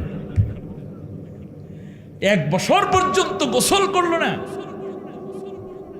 তার চুলের মধ্যে জট, উকুন, ময়লা, গোটা শরীরের মধ্যে ময়লা, আর শরীরের সব অঙ্গ ধুইয়া টুইয়া তারপর যেই দুধ গেল, সেইটা খাইলে কোনো ইমানদার, কোনো পরিচ্ছন্ন ব্যক্তি, সাধারণ কোনো রুচিবান মানুষ কি এই দুধ খাইতে পারে? এটা খাইলে নাকি কামেল হয়ে যায়। এজন্য সনাতন ধর্মাবলম্বী যারা, তারা বানিয়েছে পঞ্চগব্য, যা খাইলে তারা পুরো সনাতনী হয়ে যায়। গরুর থেকে 5টা জিনিস নিয়ে তারা খায়। 1 নম্বর হচ্ছে গরুর লাদা, গরুর চোনা, গরুর থেকে নিয়ে গরুর মানে মাখন যেটাকে আমরা বলি, এই 3টা, গরুর লাদা, গরুর চোনা, গরুর দুধের মাখন যেটা, এইটা। তারপরে হইল গরুর নাকের শ্লেষা, খেয়াল করেছেন কিনা? এইটা, এ হলো 4টা। আর একটা হলো গরুর চোনা, বলছি না, চোলা মানি পেশাব। আর একটা বলবো মাহফিলের মধ্যে, আর একটা হলো গরুর বীর্য। এই 5টা মিলাইয়া তারপর তারা একটা হালুয়ার মতো তৈরি করে। এইটার নাম দিয়েছে হচ্ছে পঞ্চগব্য। এটা যে যত খাইবে সে তত বেশি ভক্ত হবে সনাতন ধর্মাবলম্বীদের। ঠিক তার আলোকে এক ভণ্ড আবিষ্কার করেছে, ওরা খাইবে গুরুর পঞ্চরস। শুনতেছেন না? কি কি বলেন দেখি? অনেক গরুর পঞ্চগব্য, গরুর। আর এইটা খাইবে কি? গুরুর। তারা গুরু দিয়ে গান বানিয়েছে। গুরু রে ভাই, মরার ঘাটে মরা ভাসে, মরায় মরা খায়, মরা মানুষের পেটে কেন তাজা সন্তান হয়? গুরুজি কও সত্য করি, সত্য তত্ত্ব সত্য করো সার, গুরুজি কও সত্য করি। মানে গুরু আছে না, গুরু আছে না, ওদের আছে গরু, আর এদের আছে কি? গুরু। গুরুর থেকে নেয় পঞ্চরস, গুরুর পায়ে ভজক, গুরুর অনুসরণ করত। এই জন্য গুরুর 5টা জিনিস নেয়। 1 নম্বরে হল গুরুর পেশাব, গুরুর পায়খানা, গুরুর বীর্য, গুরুর কানের ময়লা, গুরুর নাকের ময়লা। কয়টা? এই 5টা মিলাইয়া হালুয়া খায়, নাক ধইরা তারপর চামচ দিয়ে উঠাইয়া তারপর মুখের মধ্যে দেয়। যেই দিন গুরুর পঞ্চরস খায় সেই দিন নাকি ওরা কামেল হইয়া, সেই দিন তারা বড় কামেল হইয়া যায়। এরপর নাকি মাথা নিচু করলে আল্লাহর আরশ দেখে, বেহেশত দোজক দেখে, আর নামাজ রোজা লাগে না। ঠিক কি রাখো? পানির ভিতর জ্বললে বাতি, ঝরবা দলে নেবে না। গুরুর খাঁটি মুরিদ হইলে নামাজ রোজা লাগে না। কি কন? এদিকে আজকে যাওয়া যাইবেন, এটারও একটা ভিন্ন লাইন, এটার ওয়াজ আছে, সমস্যা নেই। আপনাদের এই চট্টগ্রামেও আছে না এইগুলো? তারা গান বানাইছে, তারা এভাবে গান বানায়। শোনো দরবারি ভাই, হজ করিতে মোরা মাইজ ভান্ডারে যাই। হজ করতে যাই কোথায়? মাইজ ভান্ডারে গেলে পরে আল্লাহ নবী দেখতে পাই, শোনো দরবারি ভাই, হজ করিতে মোরা। দেখছেন, পাবলিক দি মুখস্থ জানে। আবার গান বানাইছে, মরণকালে ঢোলবাসি বাজাইও তরিকার ভাইও, মরণকালে ঢোলবাসি বাজাইও। আছে না নাই? কি ভণ্ড রে! আল্লাহর দিকে আসো, কোরআনের দিকে আসো। এই পীর কোনো কাজে লাগবে না। তোমার নেক আমল, তোমার ভয়, তোমার তাকওয়া, তোমার ঈমান কাজে লাগবে। কেউ কেন সেই দিন কেউ কারো কাজে লাগবে না, ঠিক না বলেন? আল্লাহ রাব্বুল আলামিন বলেন, ওয়ালা তাসিরু ওয়াসিরাতু উযরা উখরা। আল্লাহ বলছেন সেই দিন কেউ কারো বোঝা বহন করবে না। ইয়াউমা লা ইয়ানফাউ মালু ওয়ালা বানুনা ইল্লা মান আতাল্লাহা বিকলবিন সালিম। সন্ততি, আত্মীয় স্বজন, পুত্র পরিজন, সন্তান সন্ততি কোনো উপকারে আসবে না। কেউ যদি সরল সোজা একটা অন্তর নিয়ে আসো, আমি আল্লাহ সোজাভাবে তারে জান্নাতে পৌঁছাইয়া দেব। আল্লাহু আকবার! কার ভরসা আপনি বসে আছেন? গান বানাইছে আল্লাহর ধন রাসূলকে দিয়া, গেলেন আল্লাহ গায়েব হইয়া, রাসূলের দান খাজা পাইয়া শুয়ে আছে আজমিরে। কেউ ফেরে না খালি হাতে, খাজারে তোর দরবারে। এর মানে আল্লাহর দেও কিছু নাই, রসুলেও কিছু নাই, সব মাল জমা হয়েছে কার কাছে? আস্তাগফিরুল্লাহিল আযীম। এই খাজা মাইনুদ্দিন চিশতি রহমাতুল্লাহ আলাইহি পৃথিবীরাজের বিরুদ্ধে লড়াই করে এই ভারতীয় উপমহাদেশে 40 বছর আল্লাহর কোরআনের শাসন কায়েম করেছিলেন। তিনি ছিলেন পীর, আর এই কতিপয় নষ্ট চিন্তার লোকেরা তারে বানাইয়ে দিয়েছে পীর, আর তার নামে, খাজার নামে গাঁজা খাইয়া ডাল হইয়া থাকে মাজারে। ঠিক কি না? হইল কি এই জাতি? আল্লাহ তুমি আমাদেরকে মাফ করো। আমার ভাইয়েরা খেয়াল করুন, আল্লাহ নবীর দরবার থেকে সাহাবীরা ঈমান নিয়ে যেতেন। আর কিছু দরবার আছে, কিছু হুজুর আছে, কিছু পেট পূজারি, কিছু মৌলানা জ্বালিয়েছে, এবং কিছু মুরব্বী আছে যাদের কাছে ঈমান নিয়ে মানুষগুলো যায় আর ঈমান হারা হইয়া বাড়িতে আসে না নাই? আল্লাহর সাথে সম্পর্ক হয় না, সম্পর্ক হয় পীরের সাথে। আল্লাহর সাথে সম্পর্ক হয় না পীরে খাজার সাথে, সম্পর্ক হয় অমুকের সাথে তমুকের সাথে।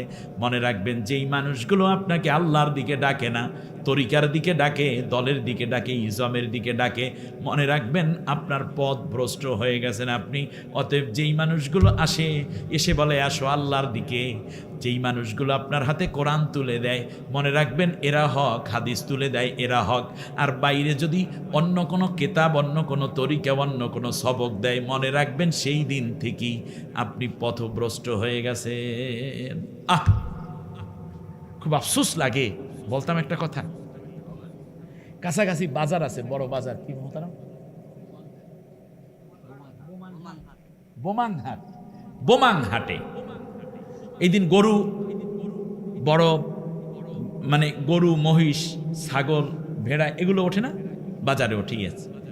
আবার দেখবেন কিছু মানুষ মুরগি, হাঁস এগুলো নিয়েও যায়, কবুতর এগুলো নিয়ে যায় না? যায়। কিছু মানুষ চাল, ডাল, মরিচ, এরপরে কিছু সবজি কিংবা কিছু চাল, এরপরে সুপারি, পান এগুলো নিয়ে রওনা করে না? যায়।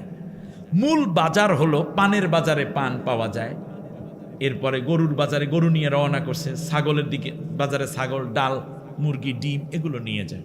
ওই বাজারে পৌঁছার আগেই, আপনি শুনতেছেন আমার কথা, বাজারে পৌঁছার আগেই রাস্তার পাশে দেখবেন সালার চট কিংবা পলিথিন বিছাইয়া একদল মানুষ মাঝে মাঝে বসা আছে, যারা বাজার পর্যন্ত এই বিক্রেতাকে যেতে দেয় না।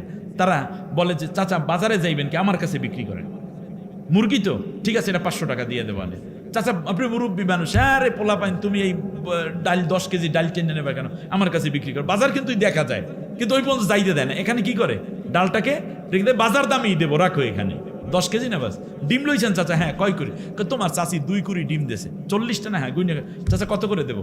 বাবা বাজারে যাবো। কয় না, বাজারে যাওয়ার দরকার, আপনি বলেন, আপনি যা চাইবেন তাই দিয়ে দেবো, বাজার দর আর জানাই হয় না। অথচ এই লোকগুলো বাজারেই কিন্তু আজকের মধ্যে এই আপনার 100 মন চাল কিনবে, 200 মন ডাল কিনবে, 50 মন সুপারি কিনবে, আবার 150 মন এর কি বলে ধান কিনবে।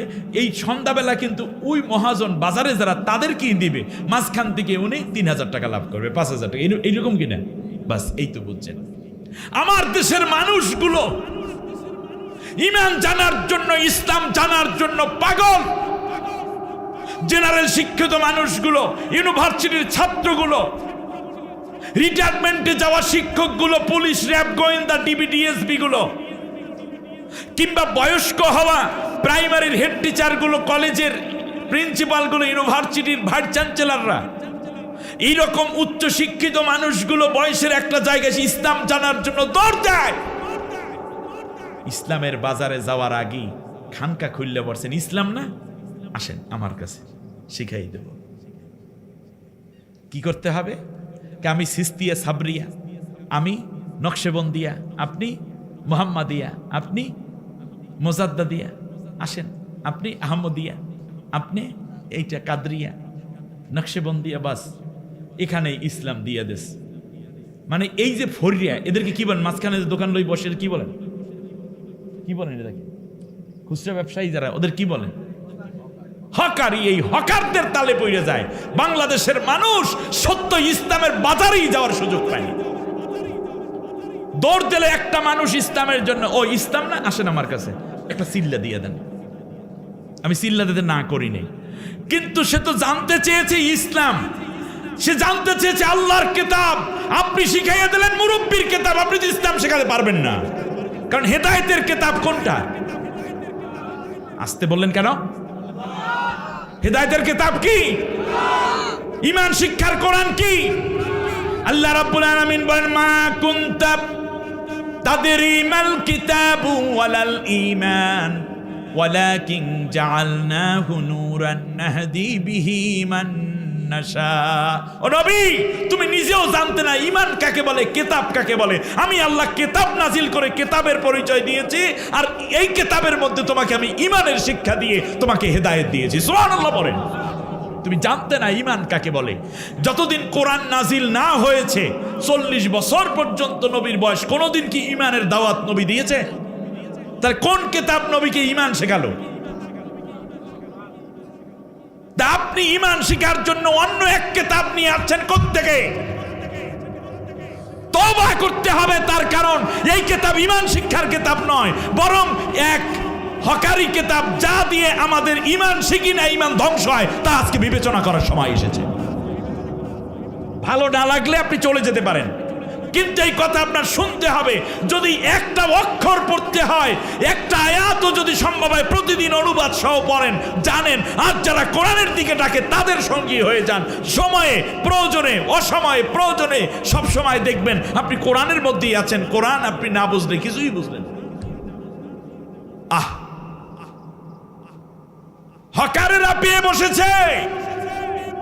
আমার দেশের ঈমান পাগল মানুষগুলো ঈমানের দিকে দৌড়ায়, বাজারে যাওয়ার আগেই খাঁচায় বন্দী হয়ে গেছে। ঈমানের হাসপাতালে আর যাওয়াই হলো না, চিকিৎসা তো বহুত দূরে।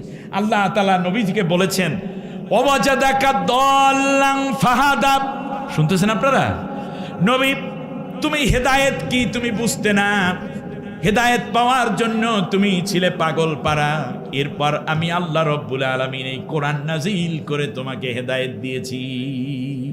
আল্লাহ তাআলা এই জন্য বলেন, হাদা হুদা ওয়া রাহমাতান ওয়া বুশরা লিল মুসলিমিন। আমি আল্লাহ এই যে কোরআন নাজিল করলাম, এইটাই হলো হেদায়েত।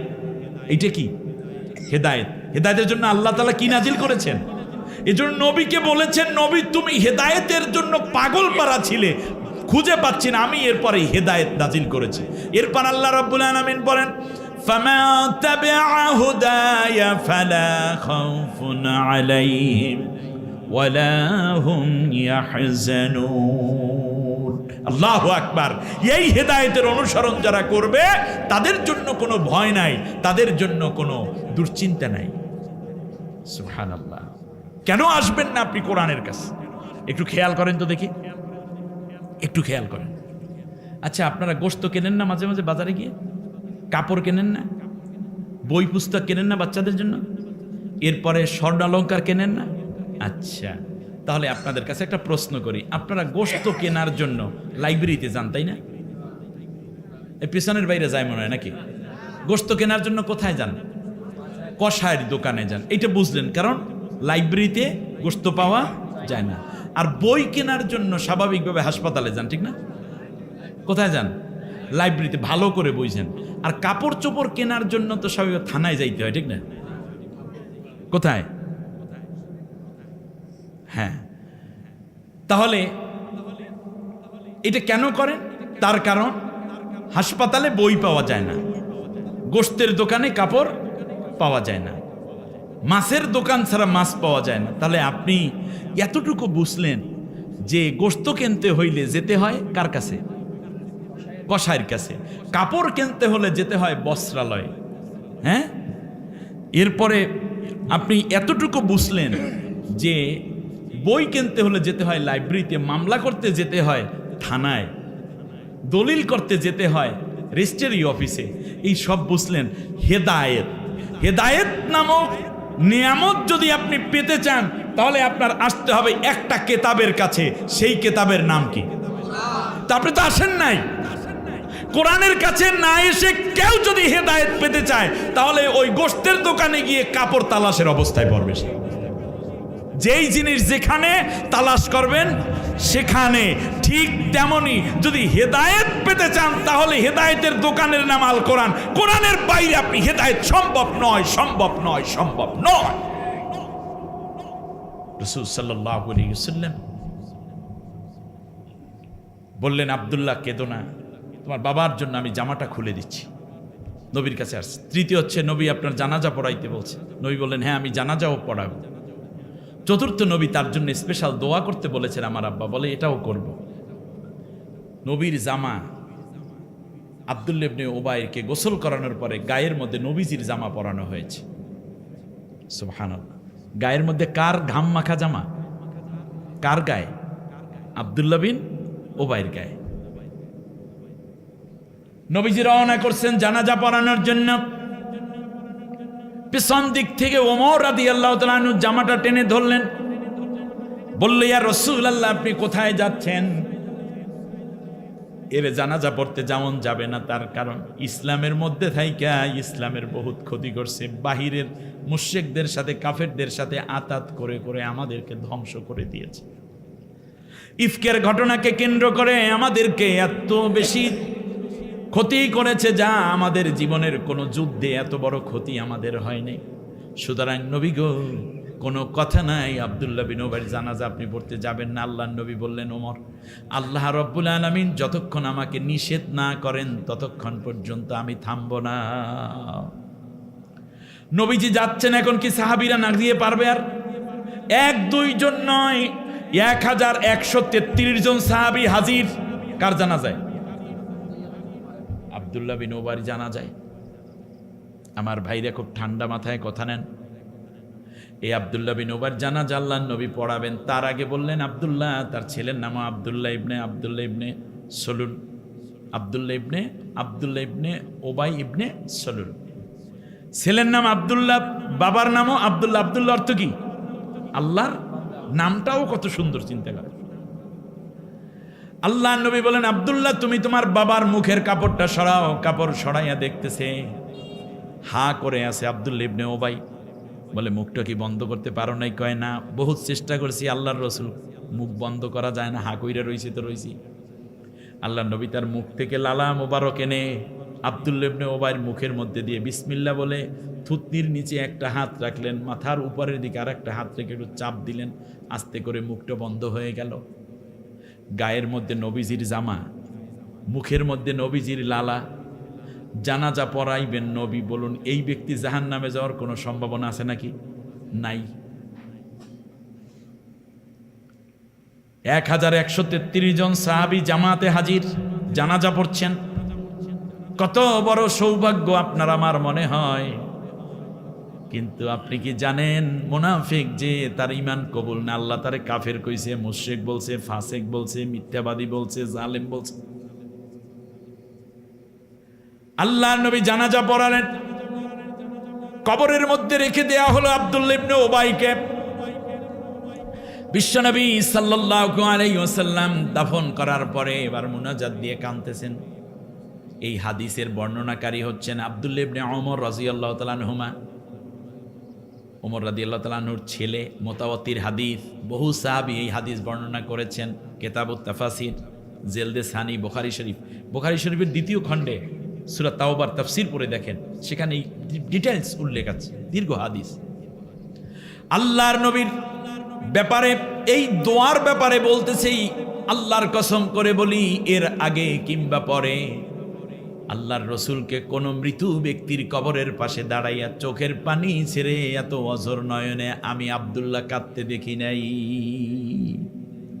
নবীজি কাঁদতেছেন, আল্লাহ তুমি আব্দুল্লাহ ইবনে উবাইকে মাফ করে দিও, আর সাহাবীরা বলতেছেন আমিন। তা নবী বলতেছেন আল্লাহ মাফ করে দিও, আর আমিন বলতেছেন আবু বকর, ওমর, উসমান, আলী, তলহা, জুবাইর, খাব্বাব, খুবাইব, বেলাল, আরাদ, আব্দুর রহমান বিন আউফ, তলহা, জুবাইর। সুবহানাল্লাহ বলবেন না প্রিয়? এত বড় মর্তবাওয়ালা জানাজা কি আমাদের কারো আর সম্ভব হবে কোনোদিনও? আল্লাহর নবী কাঁদতে আছেন অঝর নয়নে। আল্লাহ রাব্বুল আলামিন নবীর উপরে এবার আয়াত নাজিল করলেন, শুনুন, ইস্তাগফির লাহুম আও লা তাস্তাগফির লাহুম ইন তাস্তাগফির লাহুম 70 মাররাতান ফালাই ইয়াগফিরাল্লাহু লাহুম। নবী গো, তুমি তার জন্য দোয়া করো আর না করো, তুমি যদি 70 বারও দোয়া করো, আমি আল্লাহ কশ্চিনকালেও তাদেরকে মাফ করব না। তুমি দোয়া করতে পারো, কিন্তু সেই দোয়া কবুল করতে আমি আল্লাহ কিন্তু বাধ্য না।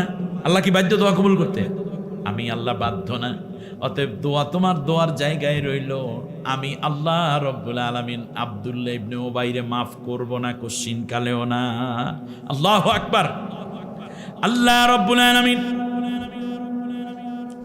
এরপর আবার বলছেন, শোনো দুনিয়ার মানুষ, আল্লাহর নবী মুনাজাত ছেড়ে দিলেন, কারণ আল্লাহ যদি মাফ নাই করেন কাইন্দে কেটে কোনো লাভ আছে নাই।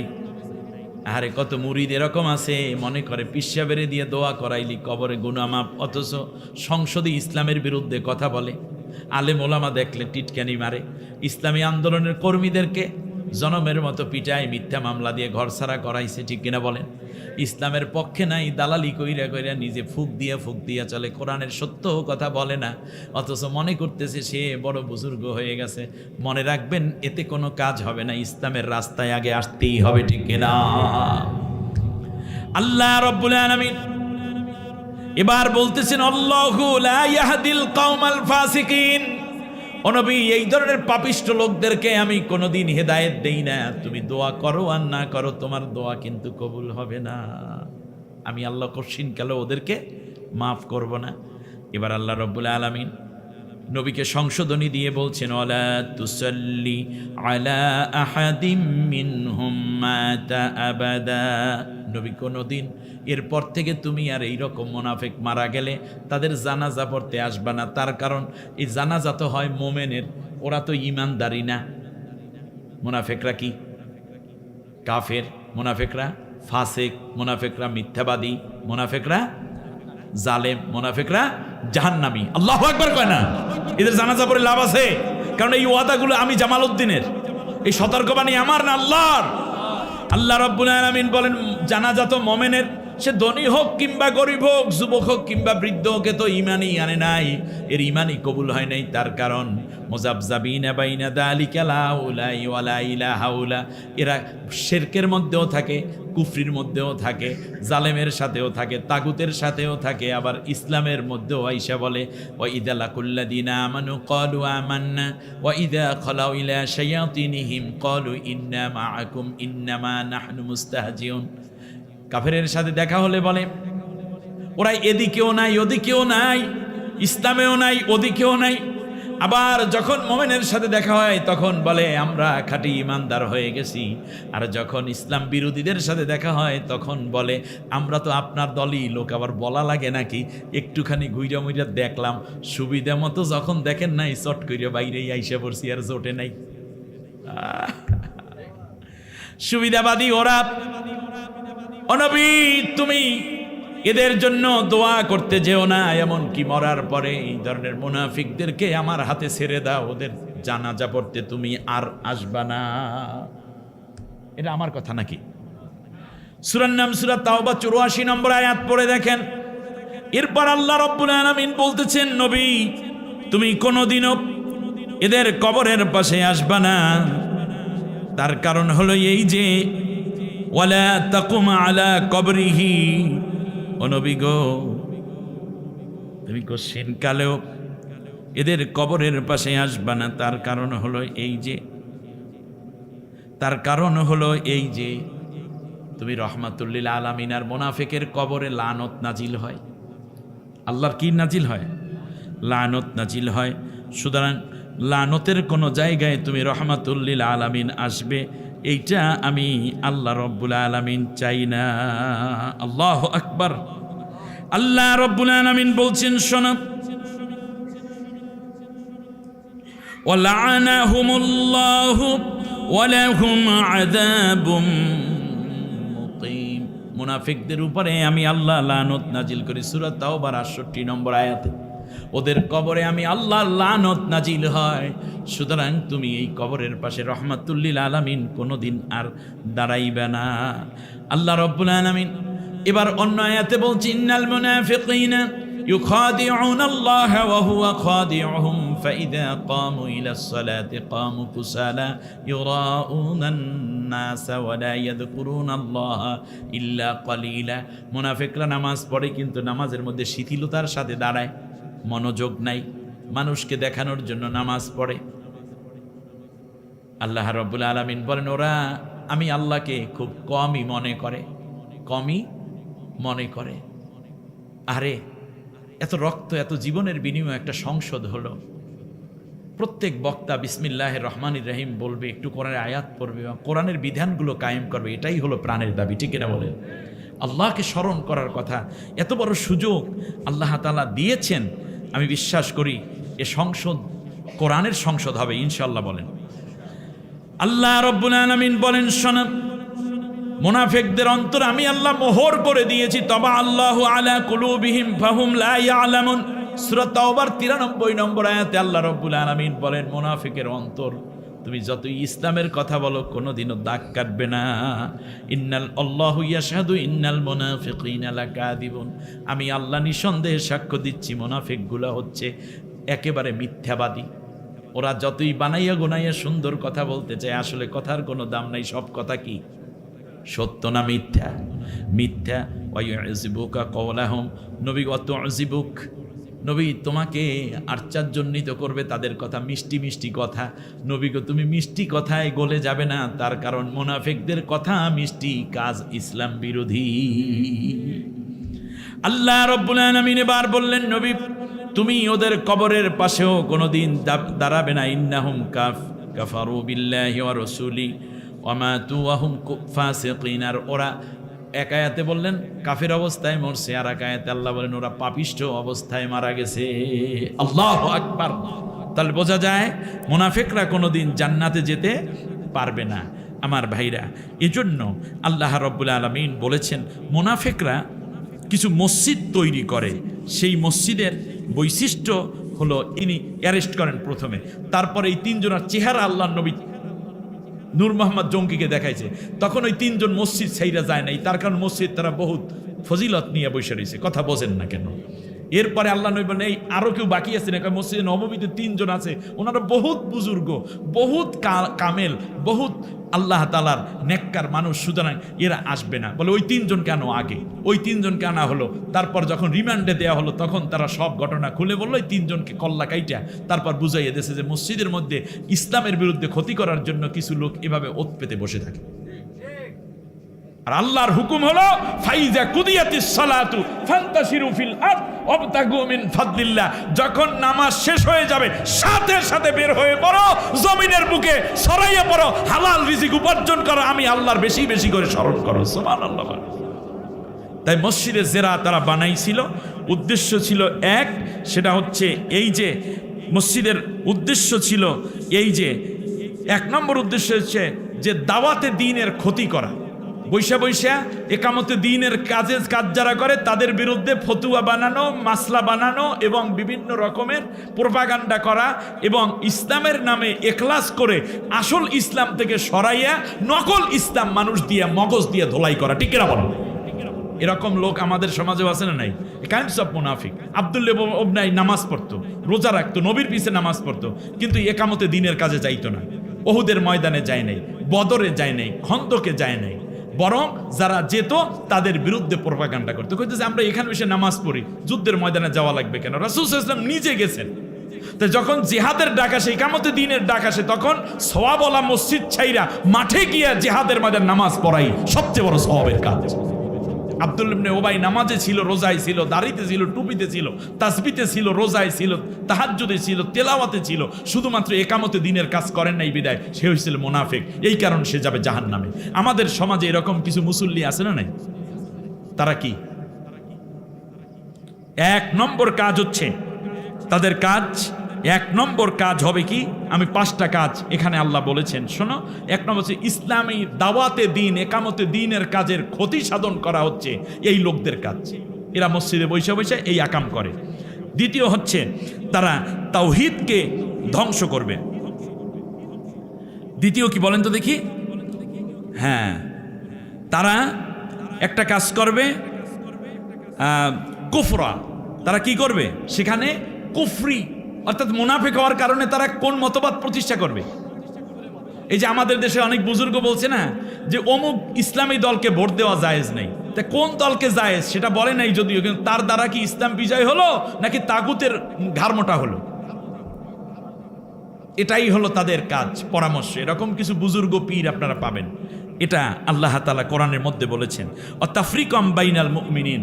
আর মোমেনদের মধ্যে বিভিন্ন দল উপদল ভাগ ভাগ কইরা দিয়া, এ তো জামাত ইসলামী, এ তো হেফাজত, এ তো অমুক সমুকি মিলাই জিলাই নিজেটা বড় করে দেখাইবে আর মানুষের মধ্যে বিভেদ সৃষ্টি করে। মসজিদ কি বিভেদ সৃষ্টির জায়গা না ঐক্যের জায়গা? এই রকম লোক মসজিদে পাইলে ঘাট ধরে বের করে দিবেন। মসজিদ কমিটিতে থাকলে নাম কেটে দিন। মসজিদের হক তাদের দ্বারা আদায় সম্ভব নয়, এটা মসজিদের জেরা।